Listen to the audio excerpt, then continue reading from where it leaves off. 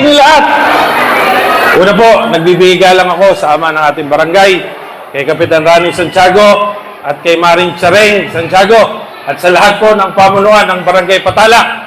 At syempre po, sa leader po ng Alagang Umali, nagbibigay lang po ako sa lahat sa inyo. Magandang gabi po!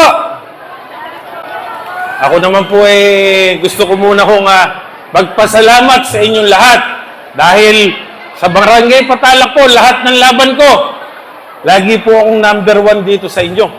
3 labang konsyal at saka po yung board member ko noong 2013. Kaya Barangay Patalak, maraming salamat po. Maraming salamat. Ngayon po, si JRBN Ilagan po, tiklop tuhod po muling nakikiusap sa inyo. Sana po, samahan niyo ako sa aking pagbabalik. 2 po kaming nagbabalik. At ito po ang babanggitin ko, ito po ang totoong may malasakit, totoong nagmamahal sa 2nd distrito. Ang sisiguraduhin po natin ibabalik, Congresswoman Cherry Domingo Umali. At siyempre po, ang ama ng ating lalawigan na wala pong kalaban at sigurado pong governor na ulit, Governor Oyi Batchas Umali. Ngayon po, si Doc Anthony po, ihahatid natin sa lungsod ng Cavite. Kaklase ko po siya sa CIC nung kami po ay elementarya.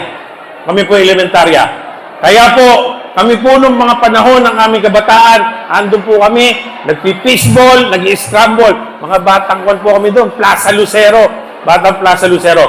Kaya po, yung iiwan pong posisyon ni Doc Anthony at gagawin po nating mayor ng lungsod ng Cabanatuan, ang papalit po sa kanya, ang kuyang po ng lalawigan. Ang kuyang po, si Kuya Lemon Umali, ang papalit pong Vice Governor. Palapaw po natin, Vice Governor Lemon Matias Umali. O ngayon po, wala pong kalaban ang ating gobernador. Pwede ho ba akong makiusap sa inyo? Kasi po, kahit po si Kapitan Rani, lahat po ng barangay official na nandito kasama namin, tuwing lalaban po yung mga yan, nakikiusap ng straight. Kaya po, wala pong kalaban si Gob. Baka pwede naman ho, kasi si Governor Umali po, kaya po siya walang kalaban dahil ang governor po natin ay gumawa po ng history, hindi lamang po sa lalawigan ng Nueva Ecija, maging sa Republika ng Pilipinas po, gumawa po siya ng kasaysayan. Nag-iisang gobernador po sa Republika ng Pilipinas na nagpapamigay po ng bigas hanggang ngayon po, simula po ng pandemic. Kaya po si J. Ilagan, tiklop tuhod nakikiusap sa inyo. Sana po samahan niyo ako pagbabalik dahil sisiguraduhin ko po lahat ng mga programa ni Governor susuportahan ng inyong lingkod. Bingo na ho ba? Bingo na. Sige po, ako humauna magpapalaro para mapasigla. At ngayon po, 2 ho kaming magbabalik na nakikiusap. Pakiunan niyo po ang ating Congresswoman Cherry Domingo Umali para congressman. At ako po, nagbabalik din bilang board member.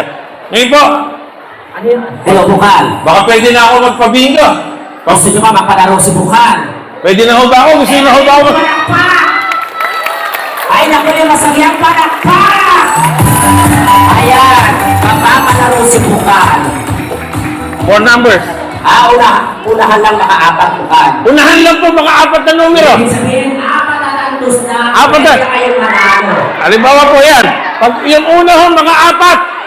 Ako na rin po. 500 ang isa. Akala ko naman Hindi. Isa lang? 500 may kasamang metal casket. Ay, hindi mo lang ito. Ayan. Ayan. 4 na tantos. Ay, naku, 500 sa'yo. Pure na salamin, ha? Puro. Full glass? Full glass yan, ha? Itaas ka po yung ating mga bingo card!